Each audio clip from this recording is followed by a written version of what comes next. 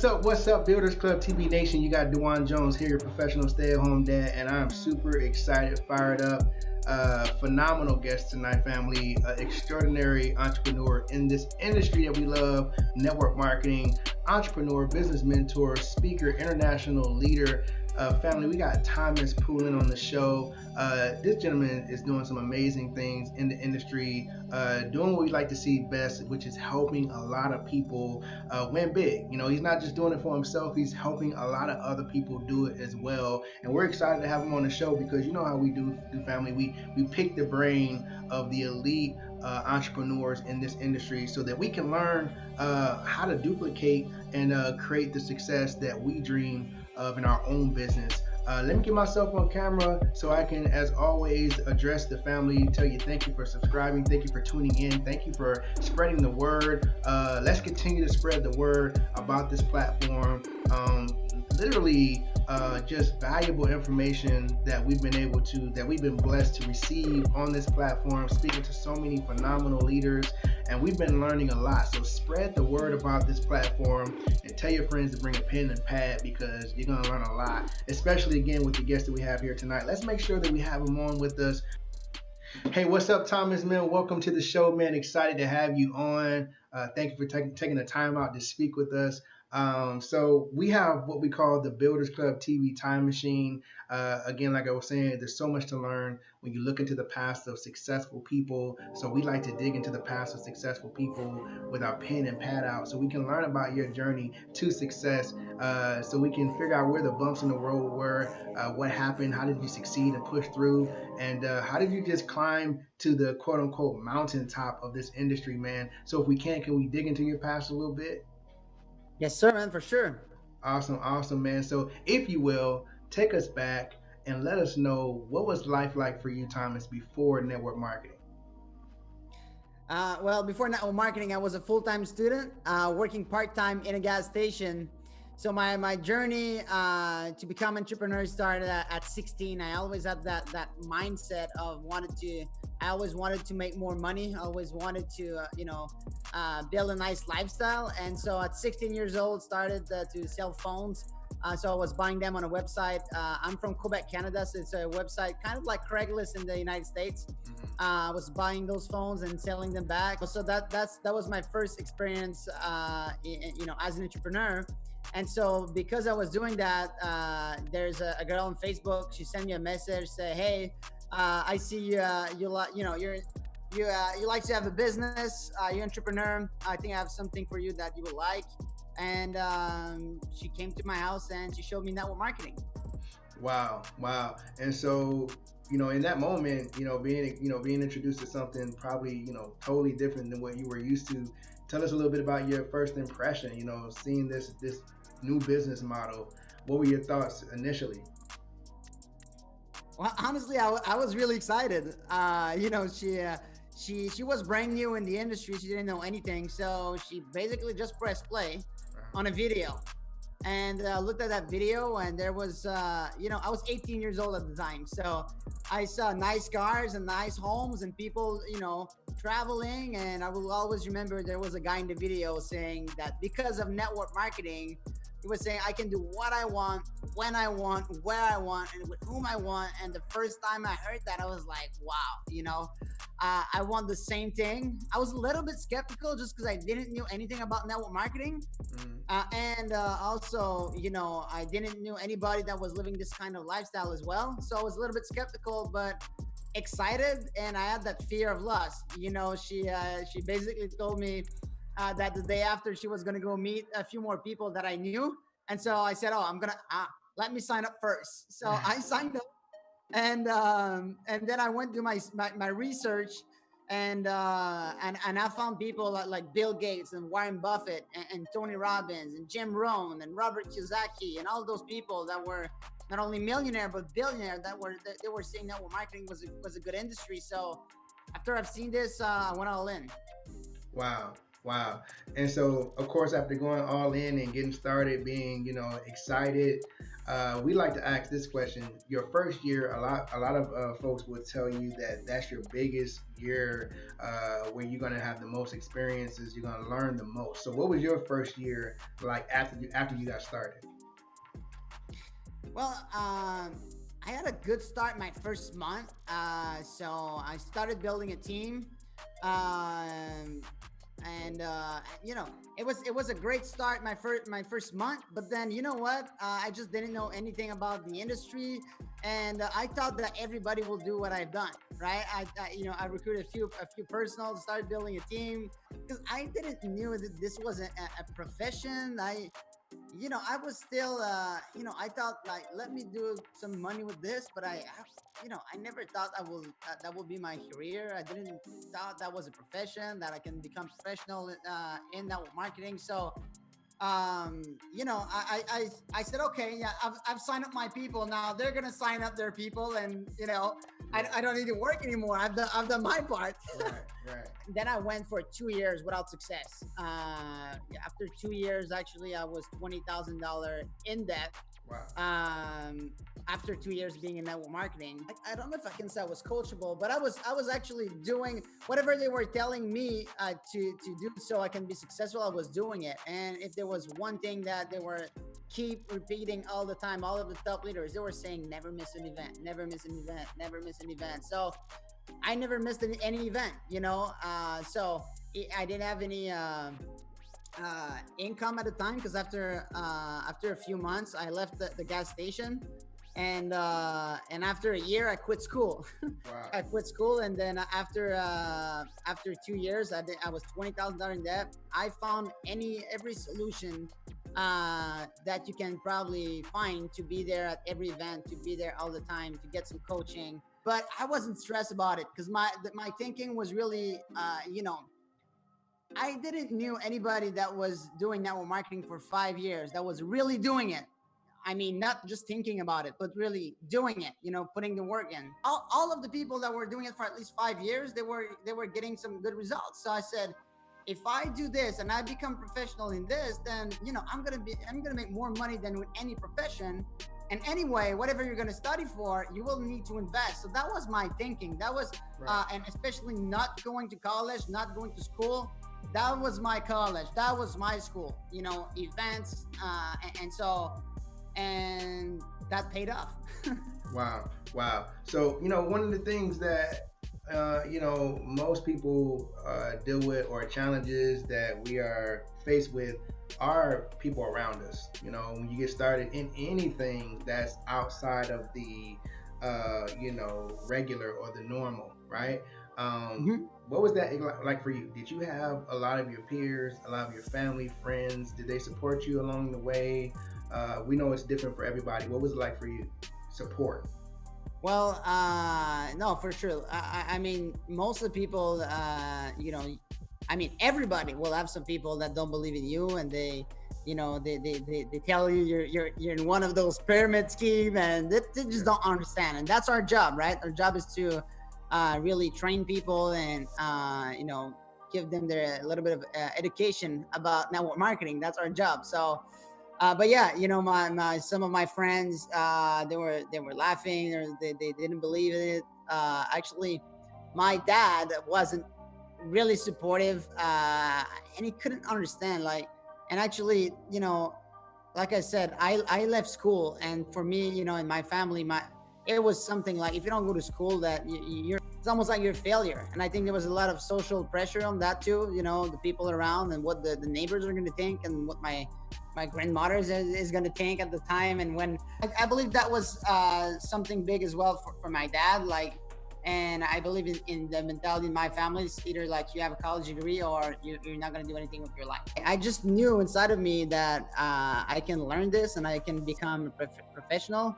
And one day I got a talk with my dad. I said, Dad, we need to go for lunch. I brought my dad to, actually I didn't brought him. I went to my house. We had a lunch at the family home. And I said, Dad, you need to listen to me, and it's really important. And I just basically told him, I said, Dad, I'm not happy going to school. I believe that I'm listening to teachers that never had any business how to have a business, and I'm here to know and to learn how to make money, and none of them are making money.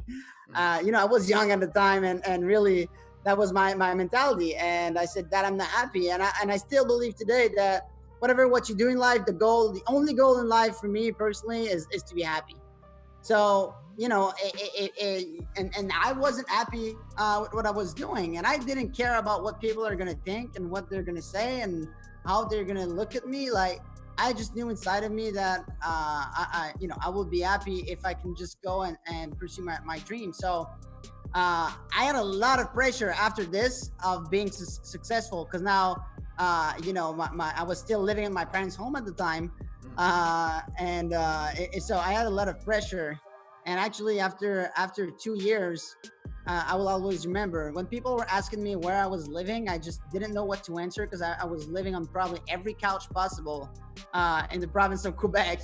I was going from a couch to another, just doing meeting in any city I can have momentum in. One of my distributor was helping me, and I was sleeping at their house. I was staying there and doing presentations. And one day I came back home, and my dad paid for me a parking ticket, and came to me and said, Thomas, you need to pay me back. And I just didn't have the money. And I remember I sat down with him, and just I couldn't say it. I was, my ego was big, and I didn't want to tell him that it was not working the way I wanted. Right. And I had to tell him that I was 20,000 in debt, and you can probably imagine his reaction. I quit school a year before.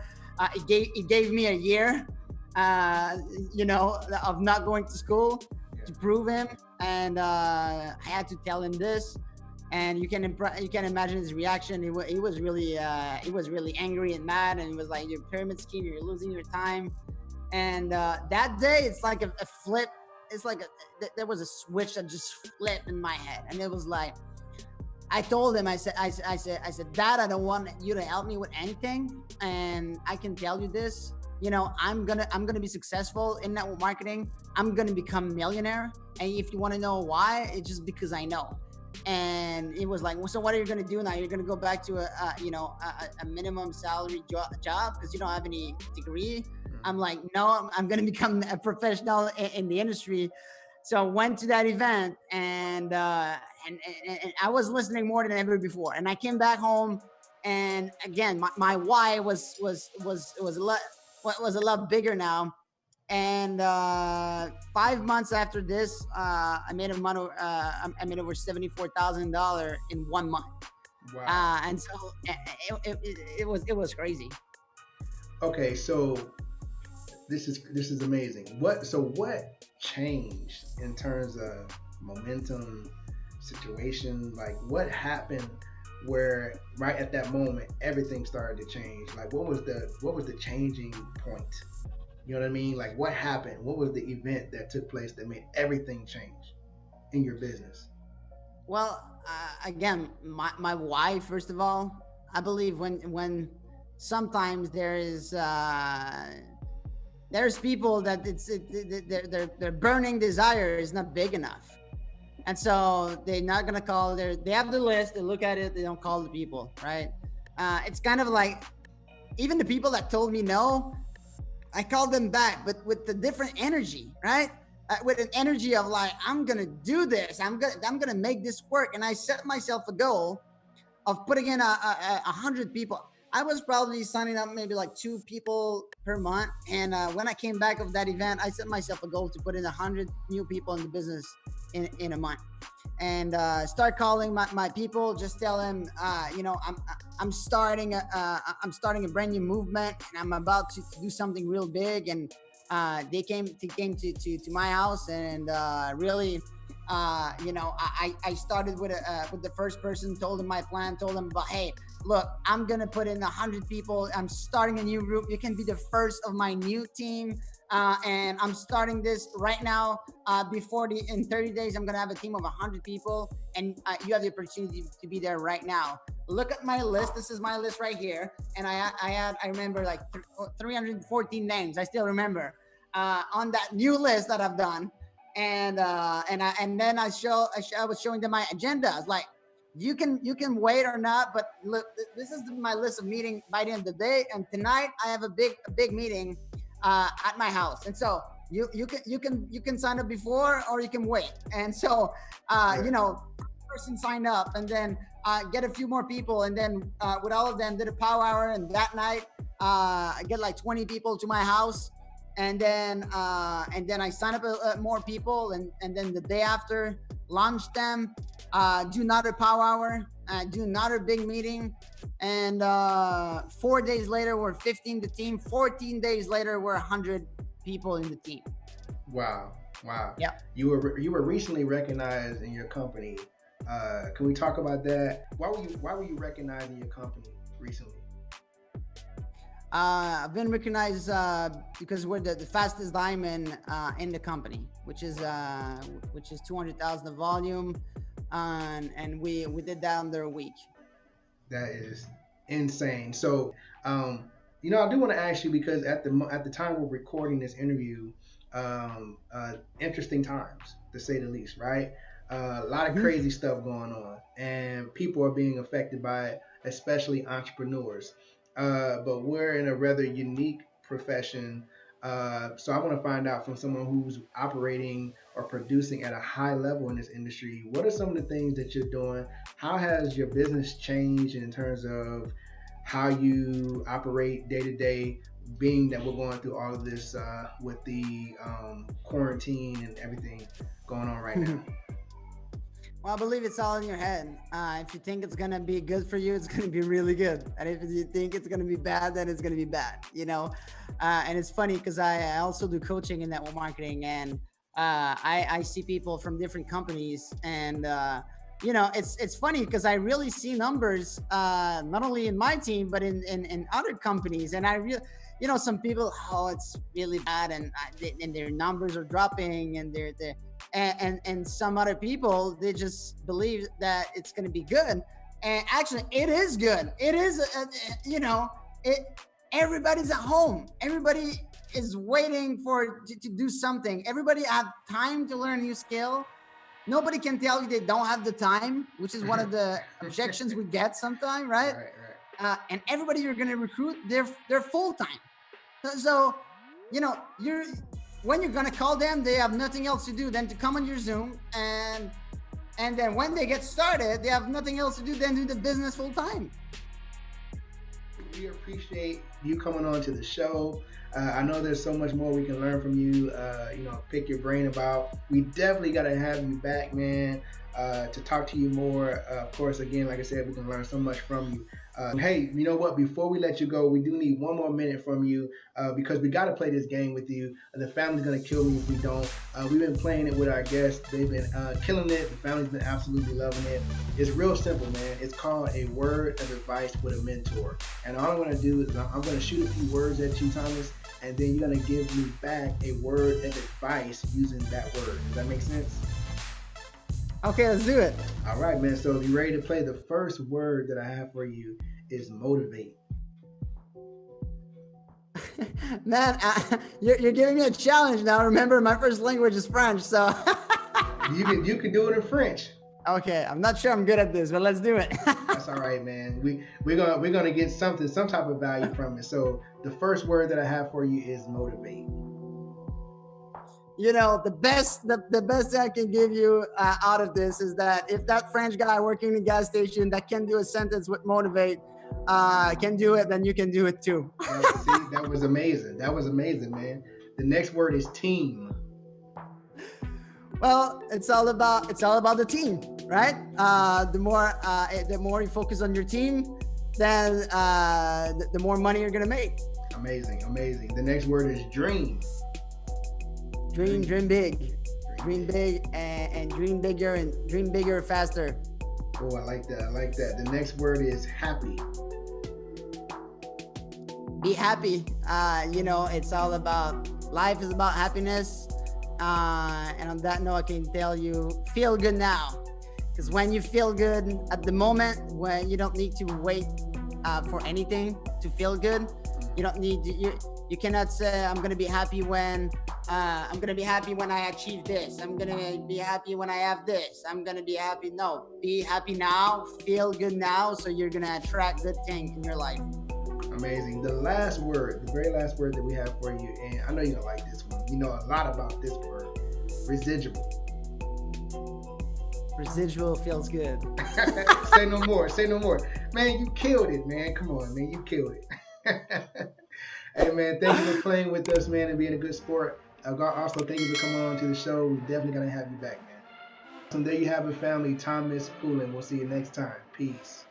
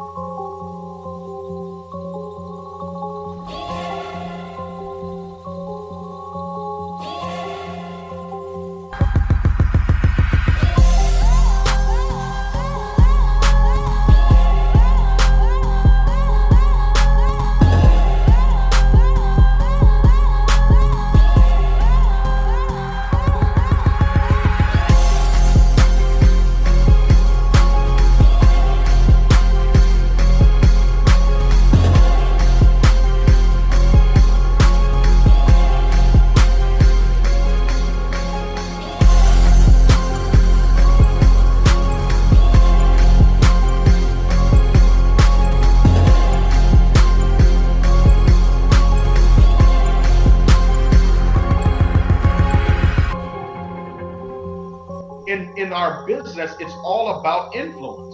If you have no influence, nobody wants to listen to you. And if you can get people to listen, you can allow them to learn. And so our product in this business, it's not the product of the company. It doesn't matter if they're selling a service or a nutritional supplement of some sort, credit service, legal service, phone service, Forex service, whatever service it is. That's not your product. That's the company's product. Your product, my product, is people. We are responsible. Like, listen, most people don't look at those terms and conditions, Dewan. They don't look at the terms and conditions, right? It says independent distributor. It doesn't say dependent.